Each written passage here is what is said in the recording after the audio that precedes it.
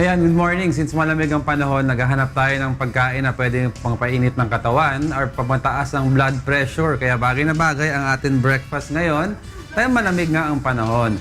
So, para i-share sa atin ang breakfast, we have a guest, Miss Tetel Serra. She's a technical blogger and writer, Pinoy Tech Blog. Good morning. Hi, good morning. Good morning, yes. So, bagay na bagay ang breakfast natin ngayon. It's omelette, bacon, and garlic rice. Yes. Kasi ang bacon is a protein and it has high fat and it's perfect dahil yung weather ngayon is very cool. So, yung mga medyo low blood dyan, tataas ang pressure ng blood, init ang temperature ng katawan. So, pwede sa mga taong tulad ko.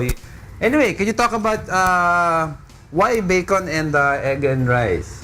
Well, this is my ideal breakfast. Kasi syempre, you have a busy day ahead.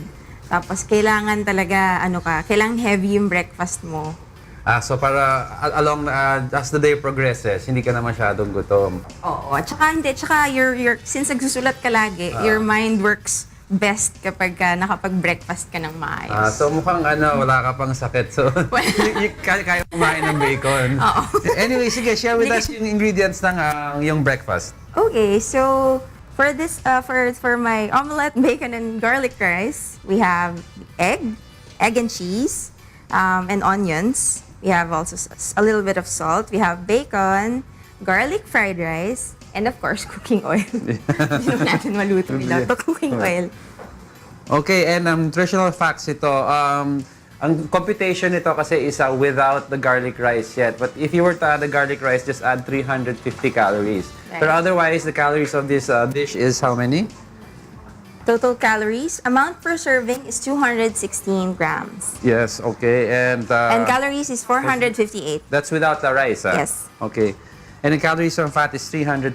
Yes. And then the fat is 36.5 grams. Cholesterol is 473 milligrams. Sodium is 1,193 milligrams.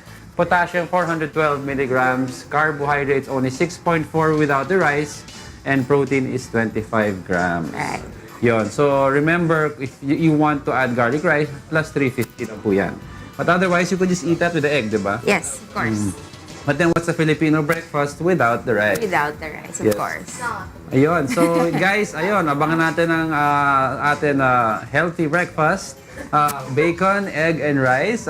Balik sa inyo dyan sa studio. Alright, dalhin mo na dito yung breakfast natin.